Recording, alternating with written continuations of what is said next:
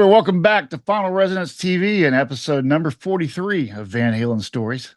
Today, my guest is Loren Molinare. Is that right? Molinare? You got it. All right. Loren Molinare. And Loren was part of a band called the Dogs back in the mid 70s. They came out of the Lansing, Michigan area through Detroit out to Los Angeles in the mid 70s.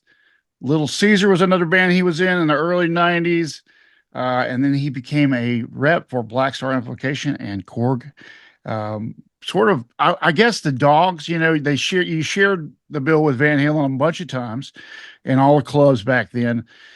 But the Dogs was more of a, they said proto punk, but I listened to it on the internet. It's kind of straight ahead rock and roll to me. What would you say the Dogs were like?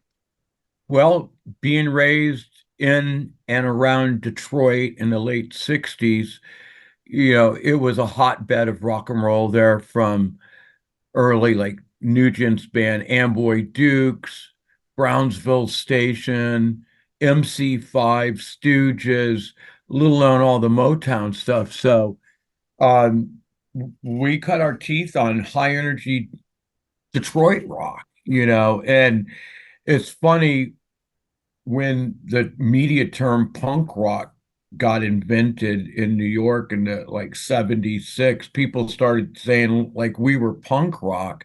Right. And, you know, we were we were adolescents with guitars and barely knew what we were doing, but too much excitability and we played super fast and super loud. So even in early 70s we were like that, but then people later on started going, oh, it's like punk rock. But there was a lot of angst with those Detroit bands. I mean, Right. Yeah. Yeah. The so MC5 is, famous for that, of course. And then Alice Cooper, coming out in that period as well. yeah, Ellis had moved there to kind of immerse himself in that great Detroit scene. I mean, all the British bands loved coming to Detroit because it was basically like Birmingham, England, there with all the auto manufacturing and work hard, party hard, and Detroit audiences were fantastic. Right. That's, famous for the Kiss album, right? Yeah. Right. Cobo Hall, right? That was such a iconic thing for the 70s and for the 70s rock. So Exactly. I actually saw this thing where you said you used a Cream magazine to figure out how to get around to LA. What year did you come out to LA and start that whole situation out there? Well, speaking of Cream magazine, I'm having my cup of British tea with my Cream magazine cup here. There you go. Yes, we had um uh a Cream magazine that Alice Cooper's. It said Alice's favorite haunts in Los Angeles, Right. right? So it was illustrated the Hollywood Freeway, the 101, Sunset Boulevard. So when we were coming 10 west from Florida, where we were and got into Los Angeles, put the Cream magazine out and got off at Sunset Boulevard and proceeded to go all the way to the Pacific, and we crashed in this state park. But we learned where the whiskey was, the Starwood, Pink's hot dogs on La Brea. So yeah, Alice gave us our orientation to Hollywood. Right. So what year was that, you think? That was April of 1975. Okay, so that's what's interesting is because Van Halen was coming up during that period and you guys entered town. When did you first come upon them, and what was your first exposure to them? We had got acclimated to LA, and at that point, the LA clubs, primarily the Whiskey and the Starwood, were not booking local bands, right? And Van Halen, Pasadena, born and bred, they were doing that whole San Gabriel Valley scene of backyard parties and this or that. Gazzari's maybe on Sunset Strip, but um, the clubs weren't really booking bands yet. And then it kind of started to open up. But our first proper show in Hollywood, was at the Starwood, um, probably late 76, I think. Hmm. Uh, no, 75. Late 75, early 76, I think it was. Um, but we were the opening support band, then Quiet Riot, then Van Halen. Okay, wow. What a massively cool bill. Like if you think about it. Yeah, I don't think that happened many times with well, the two of them plus you guys. I mean, I think they only played together once or twice. I know they did a gig at Glendale Right. Auditorium or something like that. That's right. Um, but to tell you the truth, I I don't really have much recollection of Quiet Riot on the bill, probably because we were up in the dressing room and and cooling down after our set. But I did see Van Halen, and we shared the dressing room with Van Halen that night, Yeah. and and uh, and then they came out and played, and it was my mind was totally freaking blown, to tell you the truth. Um, you know, I thought they were powerful. David Lee Roth, people have said, oh, there was comparisons to Jim Dandy and Black Oak. Um, Coming from Detroit with Iggy and the MC5, I thought it was a little, little not my cup of tea. Uh, but I thought he was a dynamic front man. And and then Eddie was like, it was like Jimi Hendrix from another universe that I didn't even know existed. I was just like, my mouth dropped, and I thought his tone was just amazing. Mhm. And then, the way he attacked the guitar and what he got out of it. And it was a very riveting moment for me, that show, um, was because I didn't have the dexterity Right. to do what he was doing. And I came more from like the Jeff Beck kind of, you know, less notes, more kind of tasty stuff. Not to say that Eddie wasn't tasty, but I had to make a decision that night, and I went, I can't do that. And Petty, I think Tom Petty's first album had just came out around then, Okay. and I thought he had really good songs, and Uh-huh. I thought I'm going to focus like on how to get better at writing songs because this Eddie Van Halen guy is this out of this world, and that was the first of many times that we got to play with him. But it was an eye-opening experience, and looking back now, I mean, with Randy and Randy Rhodes on it and stuff like that, it was I just wish I would have seen Quiet Riot that night too. But Right. So you don't really have a recollection of Randy during that period. no, other than knowing that he gave guitar lessons, and I knew he was like, if Eddie was like number one, he was like number two, Yeah. you know, from that San Gabriel's uh hard rock scene. I mean, we did get immersed in that because we had a manager out there in Baldwin Park, east of Pasadena, and he had worked with Van Halen up to a point, and then I think they got rid of him, and so he was looking for fill-in band to compete against Van Halen, and he approached us and got us playing a lot of backyard parties. Those pay $1 to get in and drink as much beer as you can Right. until it's busted, and that was a really great way to build a following because uh those kids out in San Gabriel Valley were totally into rock, and it helped us build our fan base too. Let me ask you this about the music that you guys were listening to at this point, because I had somebody on recently tell me, David, tell me about the period and what they were all listening to. What were you listening to? You know, um, obviously we were raised on, Beatles, Kinks, Stones, Detroit rock, MC5 Stooges, Amboy Duke, Brownsville Station. But at the same time, in 75, 76, Journey's first album or second, third album when Steve Perry joined, and that was played AC/DC, I don't know, Thin Lizzy was Right. another one that had a big impact. Ace, The Sweet, the Dogs used to play AC/DC by The Sweet, loved them. And then, yeah,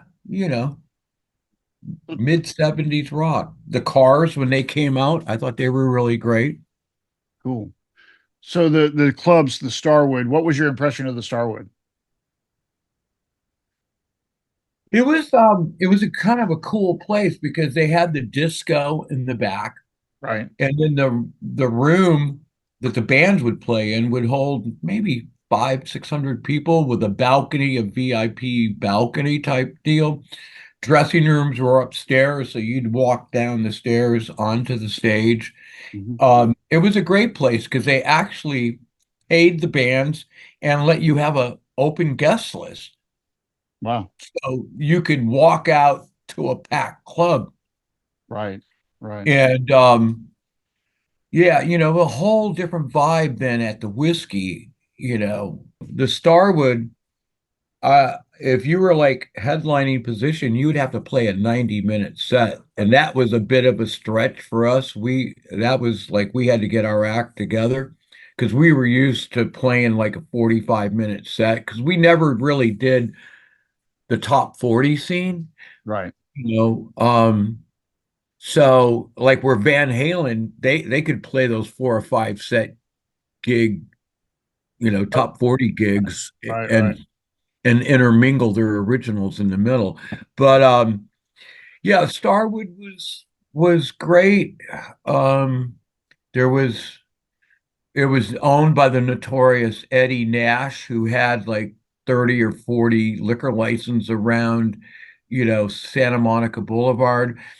The Starwood was so cool to us. Like after we left that state park over north of Santa Monica, we hit the streets of Hollywood and we had a convertible car, Falcon, and an equipment truck. We asked the Starwood because they had a big gate up front there where you could have VIP parking and said, "Hey, can we park our vehicles in here overnight so we don't get harassed by the police?" And they actually let us do it, Wow.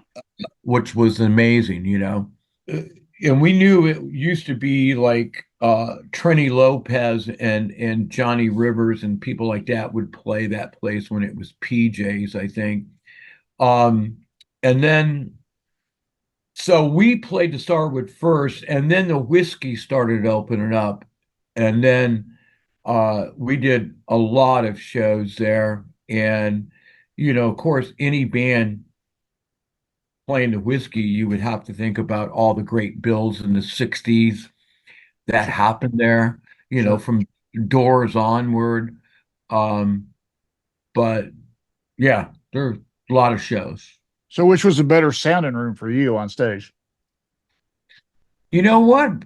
Both those rooms let us play freaking loud with 2 stacks of Marshalls. Now you can't even play the Whiskey. They'll tell you to turn it down. And in fact, the Whiskey did tell the Dogs to turn down when we did the American debut with AC/DC at the Whiskey.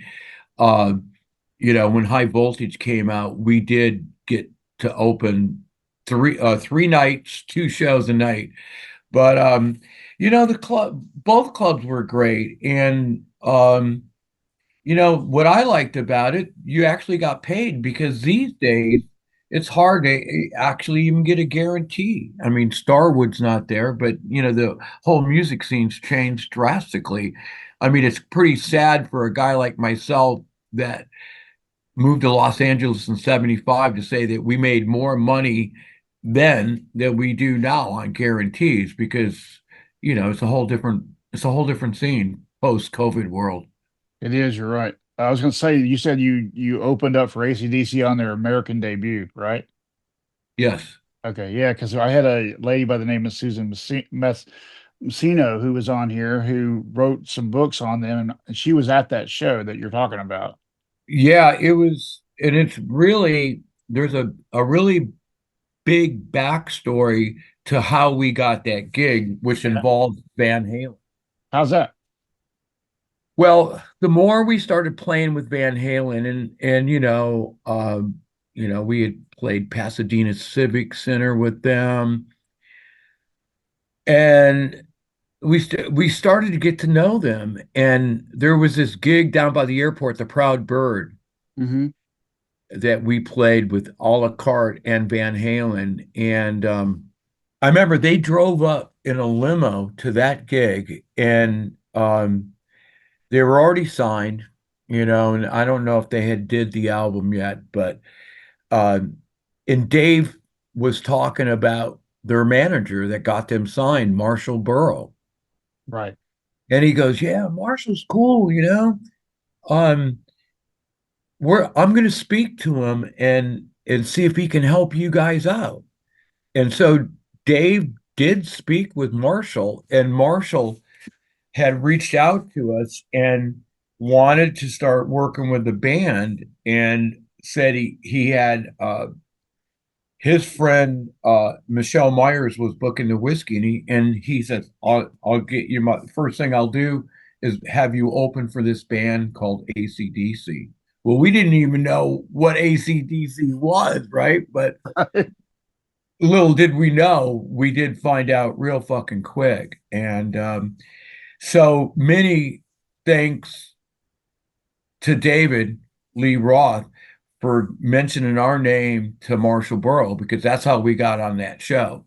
Wow. And, and so they were cool. I mean, I didn't really have any too many chats, if any, with Eddie and stuff, sort of high and stuff. And um, but I always just thought those guys were like uh diehard serious about their music.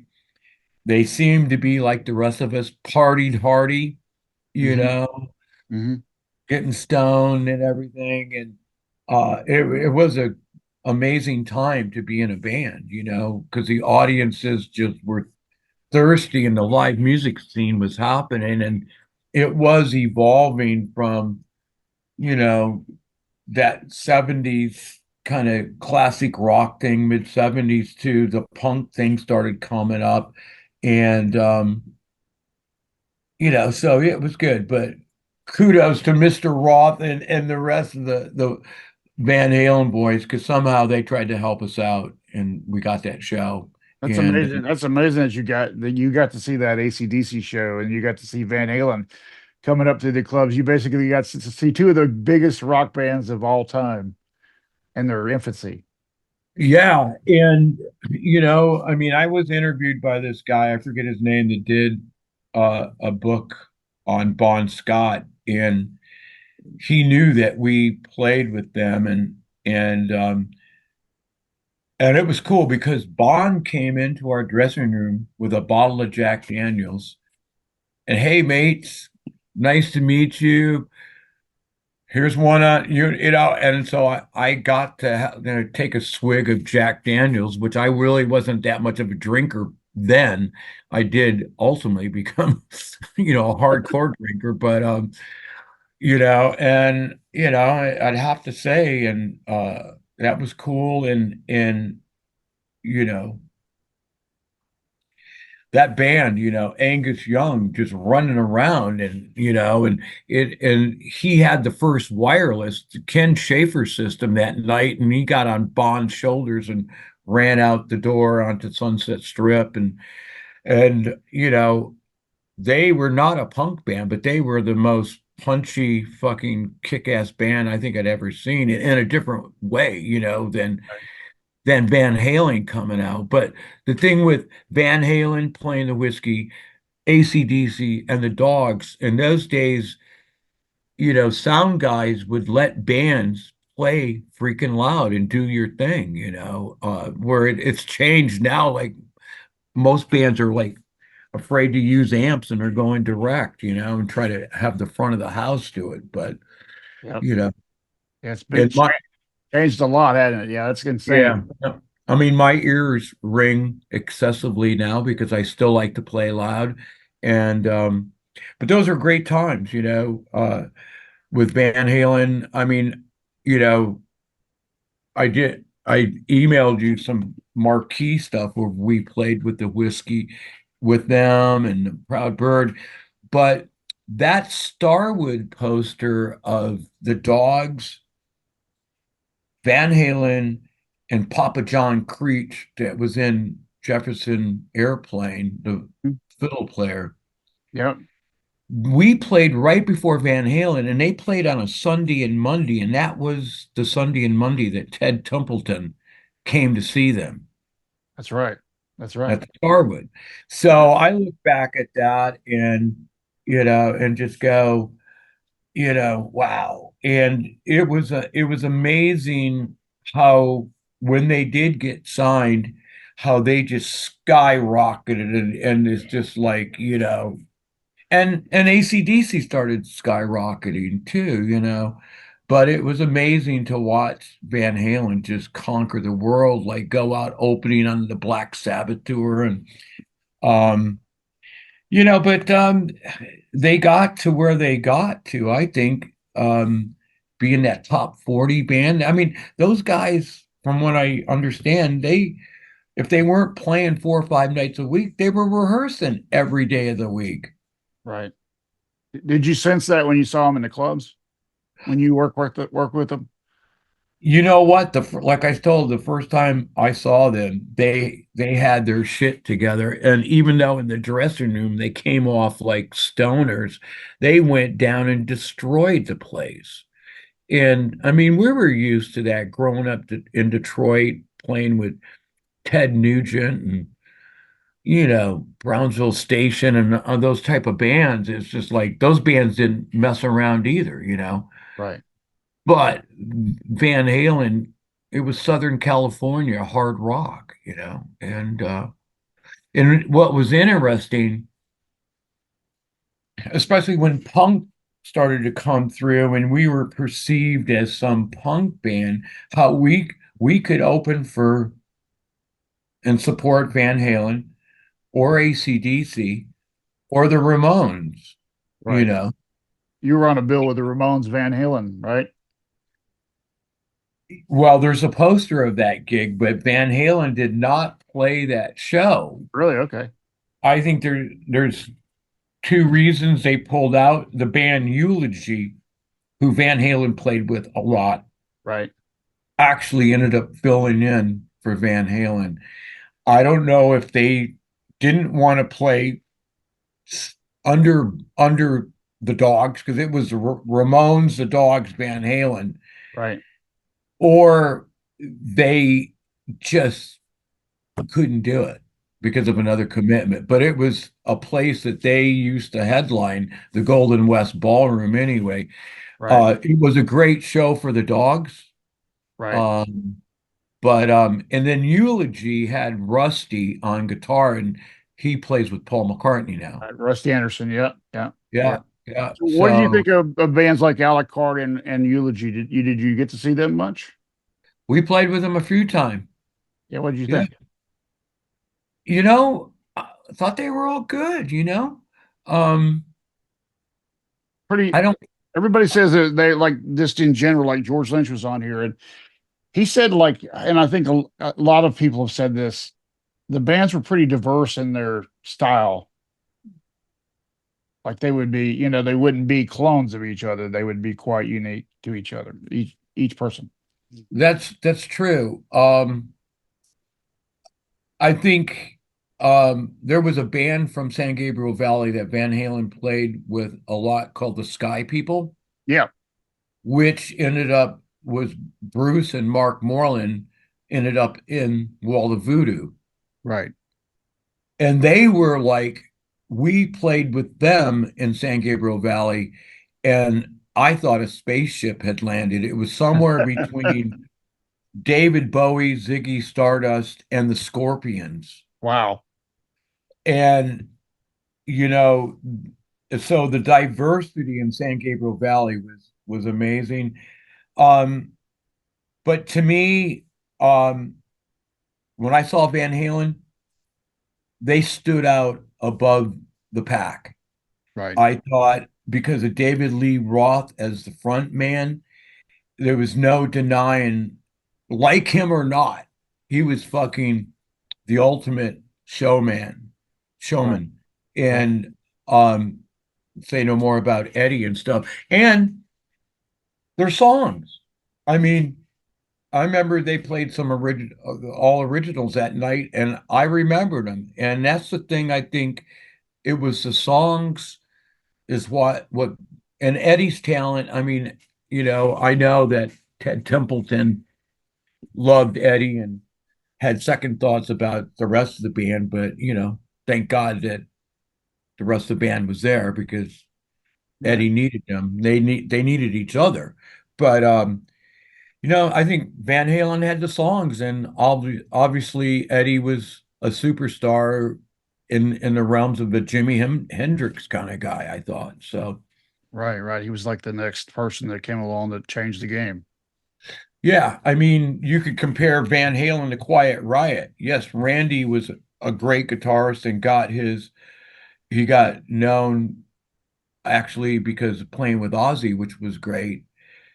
But Quiet Riot ended up having a couple hits, but I don't really know if any of their originals really can keep up with Van Halen originals. I mean, they did some cool Slade covers, but and they were cool, I mean, I I I admire anybody that has the balls to just want to get up and express themselves in anything. I am no critic or fucking judge. I know what I like, but I mean, if you ask me, like, why did Van Halen rise to the heights that they did versus anybody else in the San Gabriel, Glendale, Hollywood scene? I mean, it's the songs, I think. Yeah. So you said you played the Pasadena Civic with him. What did you think of that room? Everybody says it was kind of like a really ambient room, I think. It was, I I remember that somehow we got given hotel rooms in the hotel, the Marriott that's hooked to that place, Hmm. and it was quite insane. I know it was a very triumphal gig for Van Halen because they, signed and I believe and are getting signed and um yeah, it was just jam-packed, I think if I remember correctly, uh we had a really good show, Hmm. I know that. And yeah, it was great. I mean, after playing tons of backyard parties all around San Gabriel Valley and uh, to end up playing, supporting Van Halen at Pasadena Civic was a huge thing for us, you Right. know. Right. And those shows did the way that I've been told those shows were laid out was they had bands on each side of the room, and then there was a main stage, or were you on the same stage as them on this show? Because they you said they were signed by this point. Um, I can't I can't remember. I think we played on the same stage as them, Okay. but That would that's make that would make sense because there were some shows where they did actually bring in production on their own. You know, I think they went and got pro production on a show or two towards the signing or after the signing that happened. So yeah, I heard about those anyway. Yeah, yeah. that's an interesting, and it sounded like it from all those backyard parties that drew really well there at the Civic and had some really epic shows.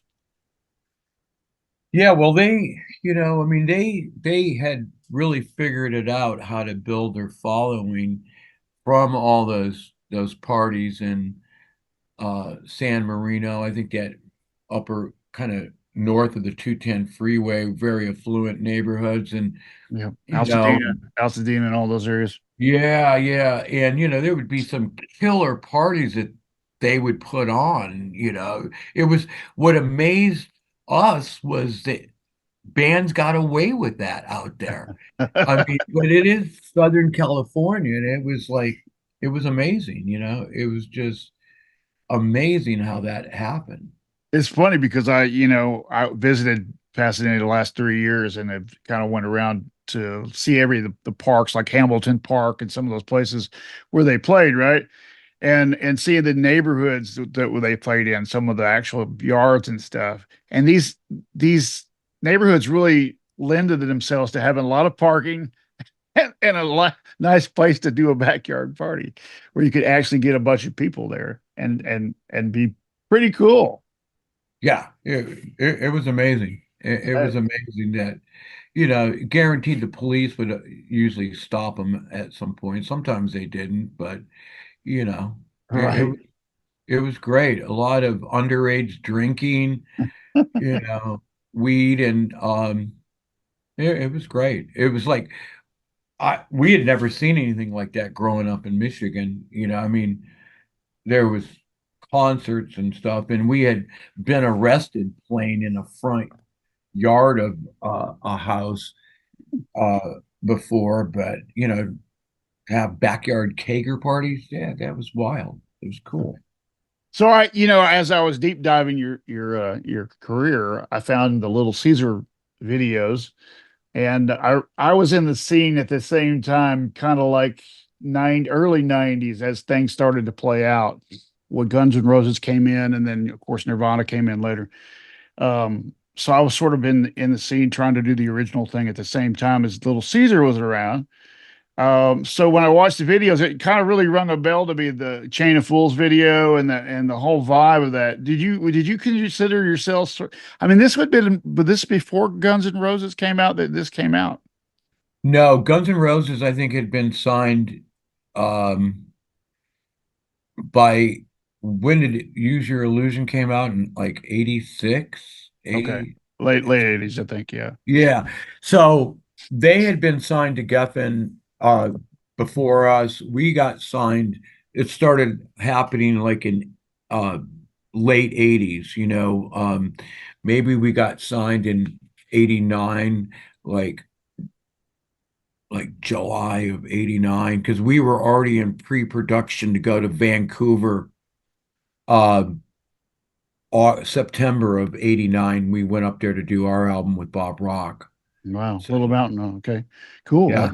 That's probably a good, great experience, and of course, Bruce Fairburn and all that up there, and the Van Halen history with that too. So Little Mountain, and so what I was thinking about with Guns N' Roses was that your vibe and that vibe at that time became much more street, much more raw. And as I watched the Little Caesar video that I remembered, it gave me that same vibe, that same feeling of that, and which kind of really harkens back to your original band, the Dogs, sort of that vibe, a little tougher vibe.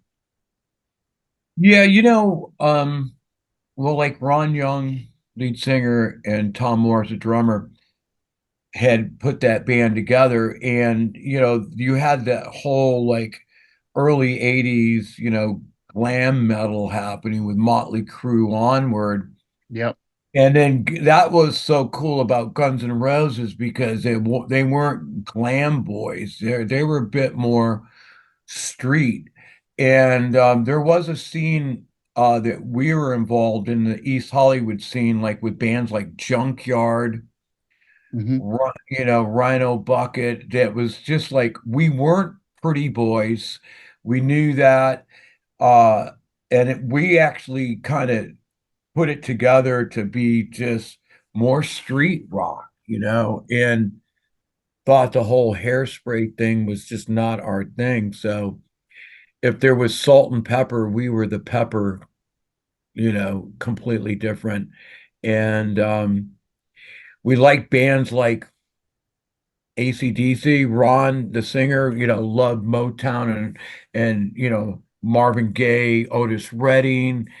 And so we just tried to do like somewhere between Motown, AC/DC meets the Stooges and Rolling Stones, all kind of just mishmashed into a band, you know.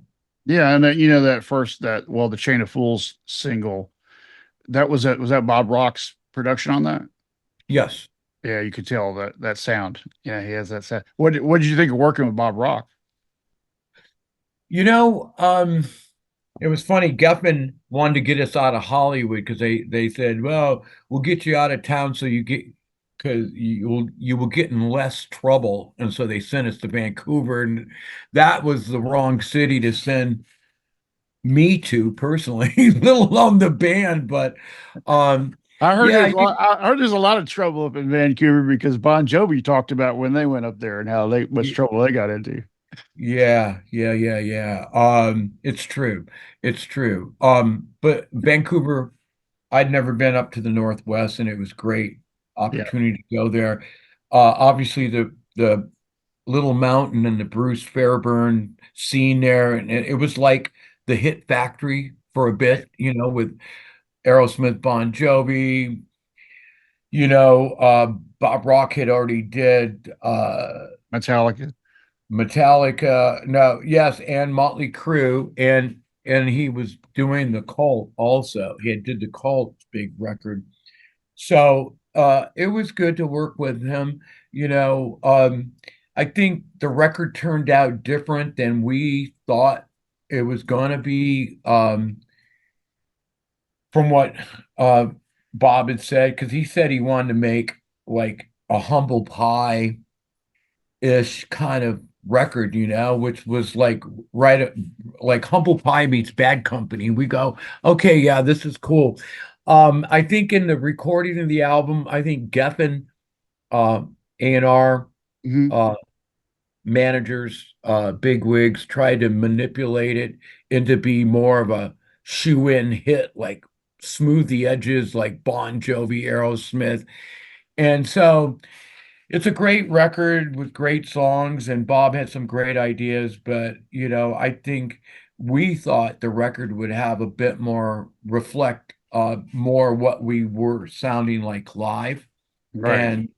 and stuff. But one would think if we ever got the master tapes, if we could remix it the way we wanted, but a lot of people love the album, and we're thankful that we got to do it. And That's you know, awesome. That's yeah. cool. Yeah, I was going to ask you about the this something I didn't get with you on the punk disco time frame. Greg and I talk about this, and it's something that he highlights in his book. That Van Halen, some people think Van Halen kind of flipped the script on disco when things were going really that direction. What's your perception of how rock was? I mean, some people thought rock was sort of dying, or classic rock was dying at that point. Did you feel like that or not? Well, disco didn't help things. I mean, before we came to California, Right. we left Detroit on a tour of the South and Florida in '75, and disco was kicking ass then. Right. Wow. Yeah. And we ended up getting fired a lot, city after city, for playing too loud and too fast. Mm. And I think the disco thing was a part of that. Um, I mean, the closest that I like disco, and I mean, I listen to it different now when I hear like the Bee Gees, Saturday Night Fever. Now I can appreciate it. But the Rolling Stones doing Miss You. Now that was like about the closest to a disco thing. And the Stones were always great. They could adapt to whatever style was going on and make it their own. But we we never did. The Dogs, we just kept marching forward, and forward was move to Hollywood, you Right. know, Right. Right. California. Right. So I ask you, we talked a minute ago off camera about your entry into the musical instruments side of the business. You worked for Korg as an artist rep and also for Black Star.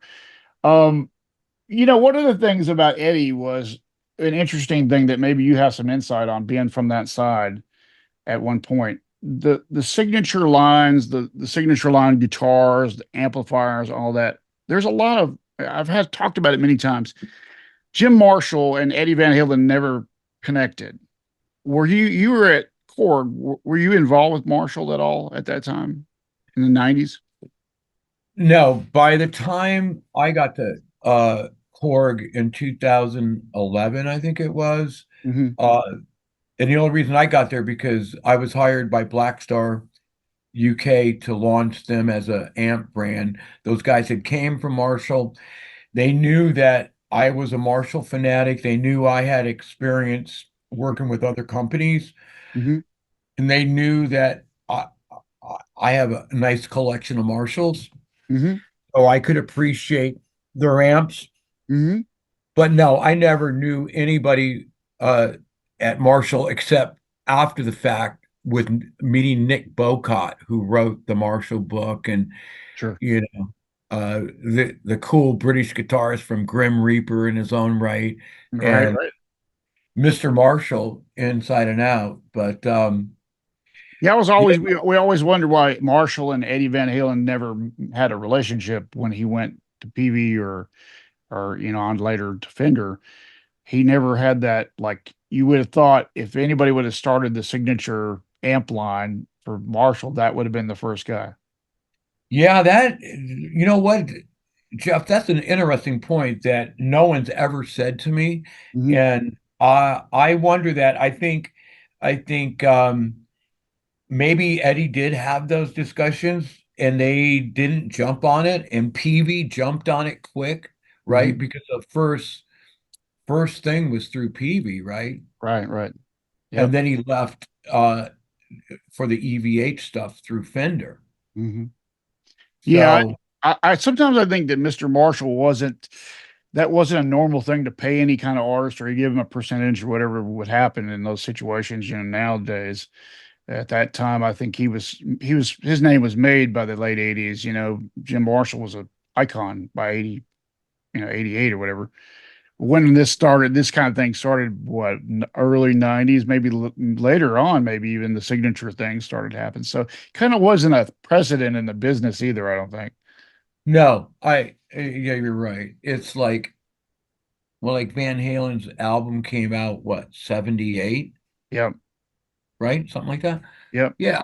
I mean, I don't think, and then Guns N' Roses mid 80s, and it wasn't until like early 90s, I think, that the Slash models even started coming out. I don't even know. I mean, that's a long Right. time ago. Right. Right. You had Ingve. So, Ingve came out with, I think Ingve was the first Stratocaster that was actual, maybe Clapton's was, but one of the two. And then, that was early 90s. So this would have been when Eddie first went to PV for the amplifier, and maybe Ernie Ball right in there too. And that was when he kind of did the Kramer thing. Remember that? It was sort of like an artist deal, but yeah. kind of unofficially sort of. So yeah, it was a weird thing. I know that he worked with the amp mod guy, Jose, uh, Right. and he had an amplifier that he was working with him on, and he was shopping that amp, and he actually shop. I found out last week he shopped it to Ampeg in the 90s, early Wow. early 90s. I just found that out through a thing from his previous business manager. But yeah, so he was working on that, but there was a time when Eddie wouldn't at all seem like he wanted to capitalize on his, like, a signature thing. He didn't really want to do that. Like, Kramer was his first chance at that. So it was interesting how that's evolved in the MI industry since then, how that's become the thing. Yeah, like for example, at Black Star, I got turned on to Jared James Nichols, Sure. the young guitarist from Milwaukee that came to Hollywood, and my friend manages him, and we got him into the Black Star family early on, and he's got another Black Star signature amp coming out very shortly.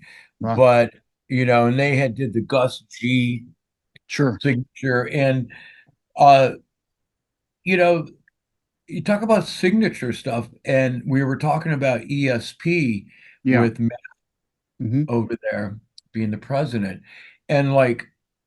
when I was at ESP, Hetfield had his models, right? In the custom shop from Japan, James Hetfield models. And they were like, 2, 3 grand, maybe. I don't know. Mhm. Um, and then they had the lower LTD Yep. line, mid-priced. And when the Hetfield model started coming out at the mid or lower kind of mid price point, make it easier for kids to get those signature models. I think that's really like what really pushed the whole signature thing up because if you're a lawyer, yeah, you can spend 3 to 5 grand on some signature model. But if you're a kid aspiring to be the next Eddie Van Halen or Hetfield, you don't have that kind of dough. Right, You right. Yeah, so yeah. And EVH has done so that. EVH has done that. They put out, lower cost versions of that are more stripped down that are great for kids. yeah, yeah. Which me as a because I got hired being a sales guy in the MI industry. And once I kind of learned that, I went, wow, that's a really smart move, for any artist to work with a company. You can have your expensive one, but you better get something that's affordable for young players, that want to fly your flag, shall I Right, say. right. I was going to ask you too, because you were in MI, and at least for me, being part of MI early on and seeing the evolution of all of that, Eddie's impact on MI in general, just how do you perceive his impact on the music industry and guitar in general? Like you were talking earlier about him being like the Hendrix, Hendrix didn't live long enough to have that kind of long-term 40-year career that pushed across all of these different sort of like Les Paul did. He had that long career, a lot of impact on the music industry and MI. What do you feel like with Van Halen, Eddie? I think Eddie, along with you know, guys like Angus Young, anything guitar based bands. I Mhm. mean, Slash coming out mid 80s, just I mean, those were the golden days of MI rock and roll. I mean, I would think Marshall amps from the mid 80s till you know the late 90s kicked ass. From what Right. I have been told by my friends that worked at Korg, it was amazing times. You know, everyone had to have a stack. Now who wants a 4x12? Do you, Jeff? Do you want to lift a 4x12? I have six of them, but I don't carry them that often. No. Yeah, 6 of them. Wow. Yeah, I'm down to one basket weave Oh yeah. 4x12 with my 1977 50 Yeah. watt JMP. But yeah, I think, everybody, and I think it carried on to guys like when Nirvana came out and the Offspring in the early 90s, there was this other huge wave of guitar-based bands where kids just wanted to play like I did, being saved in 64 by the Beatles and the. And the Kinks. Right. Um, there was, I mean, there's that Vox book. If you read that Vox book, how, Vox started in England and then Thomas Organ bought him here. And, just the whole exploding of MI back in the mid 60s. It's been, and I think there is still a lot of interest in guitar products. I mean, a lot of products have gone digital, and that's cool. You can record at home, and I think it's all good. I mean, I've got some digital products I like to use. Hmm. I'll use a digital product if it feels like a tube amp, Hmm. you know. But I still prefer. There is nothing like my vintage amps. I Oh mean, yeah. All right. you, I mean, I don't. My wife she goes, I get it why you got a lot of guitars, but why do you have so many amps? I said, "Well, because I if I I'm like a contractor kind of guy. I need a lot of tools in my toolbox, my sonic toolbox, right? Right, exactly. Yeah. You know what? I saw that video that you guys did with Little Caesar a few years back now, but not more recently, and it was really good. It was a ballad. I can't remember the name right off the bat. Oh, yeah, time enough for that. Yes. Yeah, it was excellent. You know, the production was great, the song was great. You guys sounded great on it. I would recommend you guys go check that out for sure. And that was cool. So you guys still get together and work. Well, yeah, over the years, we've actually done more on our own than when we were with Geffen. We broke up for a bit, but we're in rehearsals right now, getting ready to go to the UK. First time that we've played there since 2018, supporting another Geffen act, Taiketo. We're Wow. Okay. playing little support with Taiketo, and there's a great new young blues artist from England called Dan uh, Byrne, I think his name is. Uh-huh. And so we're leaving September 10th for a 10-date tour of the UK Fantastic. shortly. Yeah. Yeah, yeah, yeah. So That's it's great. that's great that you're still playing, man. You're still going and doing this tour, and that's fantastic.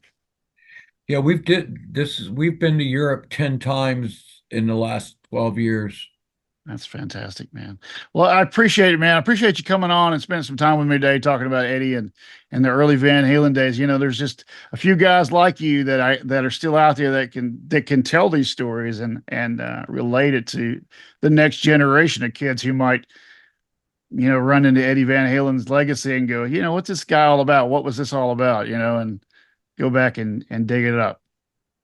Yeah, well, I thank you so much for having me. And, you Thank know, you. and I think there's so many other new young artists out there that, it's so much rougher on anybody that wants to pick up the guitar and stuff. And, it's never been easy. It was always impossible to get signed. Now getting signed to a major label doesn't mean shit. Um, but you just do it because you have to do it. A friend of mine, I'll leave you with a great quote. He said to me, and he's an artist, he says, if I don't do this, I'm gonna die. So I'm gonna do this till the day I die. And I think if you look at like blues guys like Muddy Waters and John Lee Hooker, they just did it because they had to do it. And I think Eddie and Van Halen, if they didn't make it, they would have still did what they did, play freaking music because they loved it. So Absolutely. Absolutely. Thanks so much for your time, man. Hit me up anytime. You got my contact information. I'll get this out, and I really appreciate your contributing to this whole story. you got it. Thanks so much, Jeff. Thank you. Bye bye. Have a great day, buddy. Bye Take bye. care. Bye bye. Bye bye.